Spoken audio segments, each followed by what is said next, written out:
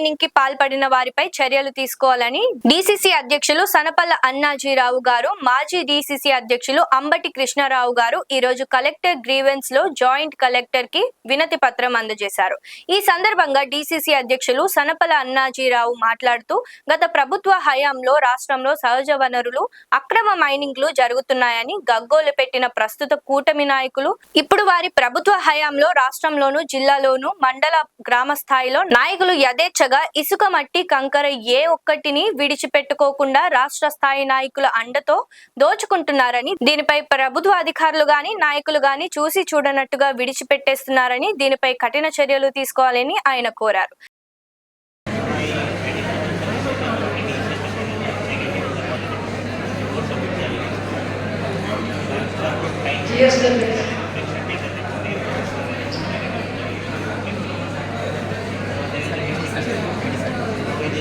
జిల్లాలో సహజ వనరులు దోపిడీ, ఇసుక, నీరు, అన్ని రకాల దోపిడీ అనేది జరుగుతుంది.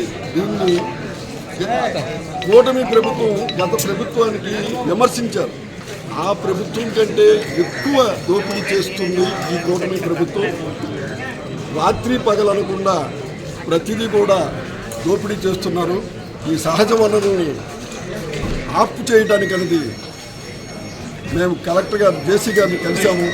చాలా దారుణంగా ఉంది.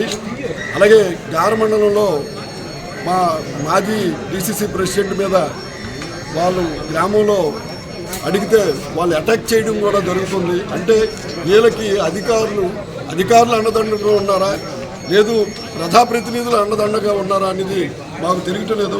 మాలాంటి వాళ్ళ మీదే దాడి జరిగితే సామాన్యుడి పరిస్థితి ఏమిటి? ఇట్లా జరగకుండా ఉండడానికి కోసం మేము ఈ గ్రీవెన్స్లో జాయింట్ కలెక్టర్ గారికి మా అప్పీల్ చేశాము. దీన్ని తీవ్రంగా ఖండించాలి. ప్రతి ఒక్క గ్రామంలో కూడా ఇలాంటివి ఎన్నో జరుగుతుంది. దీన్ని తీవ్రంగా ఖండించాలని జేసీ గారు దృష్టిలో పెట్టడం జరిగింది. ఈ చర్య తీసుకుంటామని జేసీ గారు చెప్పడం జరిగింది. కాంగ్రెస్ పార్టీ ఎప్పుడూ ప్రజల పక్షాన, ప్రజలతో ఉంటుందనేది, ఎక్కడ ఏది జరిగినా దీన్ని పోరాటం చేయడానికి మేము ముందుకు ఉంటామని ఈ విధంగా మనం చేసుకుంటాం.